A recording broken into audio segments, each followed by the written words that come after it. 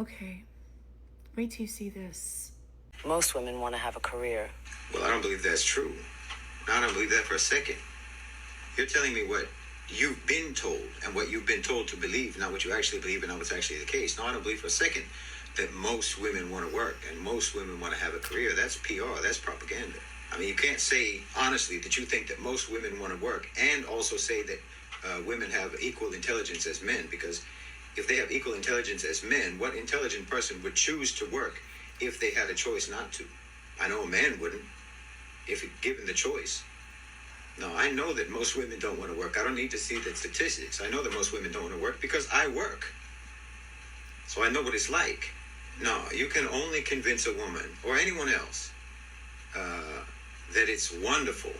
It's just so fulfilling to dress up in business clothes and go to an office all day if they've never worked. You can maybe sell that message to young, inexperienced people, but anyone who has been in the workforce for any length of time will tell you it is not exactly living the dream. But you know who is living the dream? You know who really is living the dream? Married women in Dubai, married women in Saudi Arabia. And not just because they get to go on shopping sprees with their husbands', gold credit cards, but because due to the fact that they have so much support from their family, so much support from their husbands, so much support from their fathers, so much support from what you would call patriarchy. You probably didn't know that women in the UAE and women in Saudi Arabia own a higher percentage of small and medium-sized businesses than women in America, by at least 10%. That's ownership. That's entrepreneurship, not employeeship. But of course, they're oppressed, right? Now, most people don't want to work. Now, obviously, there are exceptions. And there are people who can, genuinely derive a lot of satisfaction from their work. But we all know that they could find infinite other ways to achieve that and better than that level of satisfaction if they weren't wage slaves and had control of their time. Should women have the right to work? You understand what incredibly deceptive language that is? In your society, do they have the right not to work? That's a better question. I mean, look at how they manipulate language around this issue. Instead of just saying you have to work, they say that you have a career or you have a job, as if it's something that you've gained, as if it's something, something that you have, rather than talking about all the things that you lose by having that, all of the things that you have to let go in order to keep hold of that job. They say you have a career, but what they mean is your employer has you. And that's where you spend most of your time. That's where you spend, most of your waking hours, 8, 9, 10 hours a day, plus however long it takes you to commute. So maybe up to around half of a 24-hour day, you are either going to work, at work, or coming home from work. And then you get, if you're lucky, maybe 4 to 5 hours a day off, 4 to 5 hours a day left of free time. Look at that phrase, free time. Because, yes, in your free, democratic, liberated, independent country, most citizens only get about 4 to 5 hours a day of freedom. Because the rest of the time, you're at work. And work is extremely not democratic, not free, and you have no independence. You do what you're told. You wear what you're told. You eat when they let you. Your time is not your own. In some places, you even have to ask permission to use the restroom. So most of your waking hours are actually spent in a thoroughly totalitarian environment, in the land of the free and the home of the brave. And you get maybe 4 to 5 hours a day of freedom. And you're telling me that women want that? No. The system wants that for women. And it has made it largely unavoidable because the cost of living is too high. Or anyway, the cost of supporting the lifestyle or maintaining the lifestyle that your society teaches you that you must have if you are to be regarded as a worthwhile and successful human being. They made it necessary for women to work. And human beings have a great capacity to convince themselves that they are actually in favor of things that have been imposed upon them.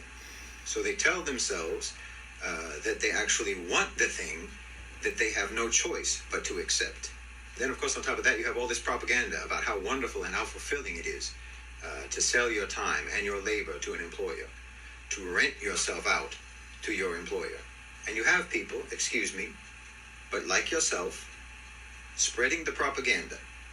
It's no different, really, from, how you have women in human trafficking networks, women who procure women for the traffickers. It's basically the same thing. It's just different in the severity of the consequences. But both types of people are lying and making false promises about the servitude and drudgery that they are actually dragging women into on the basis of, promises of how wonderful it's going to be and how much they deserve all of the great things that are going to come to you if you listen to me and do what I said. When actually you're just going to become a wage slave. Just like in a human trafficking thing, you're going to become an actual slave.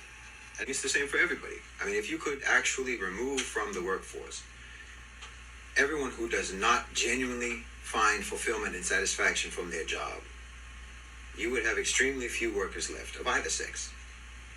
Men find fulfillment usually not from the work itself. Most of the time, it's not from the work itself, but it's from the fact that they are successfully providing for their families. So they sell their souls to the company store, as the old song says, for the sake of their loved ones. And they find some level of gratification from that, and it gives them a sense of purpose, even doing the most, mundane, difficult, and tedious work. And there's honor in that because it involves a sacrifice. It's a sacrifice that you do for your family. But no, most women don't want to work because, of course, they don't. Most people don't want to work. So, think it through. There are exceptions, but exceptions notwithstanding, most people don't want to work, but you have to be propagandized into it. This is propaganda. It's just like when Edward Bernays, the father of modern PR, got women to start smoking cigarettes for his customer, for his client, by connecting the smoking of cigarettes with women's lib. Just as that was unhealthy for women, this is unhealthy for women. Just as that was for the sake of someone else's profits, so is this. It's just propaganda. But don't at least tell yourself that this is good for you and you want it, just because it's what business wants for you. When women go to the workplace, they're not breaking down barriers. They are erecting barriers around themselves. And men know that because we've been in those barriers all our lives. We know what it's like to be in the workplace. We know that all of this propaganda is propaganda. It's not a wonderful thing to go out into the workforce. Women have, the domestic life of women traditionally has been a socialist utopia. Why would you leave that? After seeing that video, I have to really reevaluate my life choices because I never thought of it this way. I also begin to realize that as a female, I need to really be careful because females are highly susceptible to propaganda. How did we ever believe that becoming a wage slave is empowering?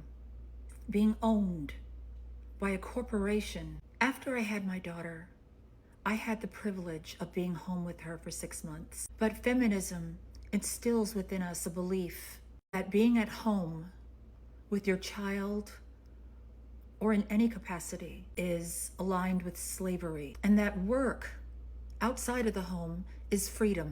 I'm beginning to think I'm stupid, and I think I have a relatively decent brain. Relatively. But I'm beginning to think I'm dumb. When I was home with my baby, despite what feminism tells me, that I should have hated it, I actually loved it.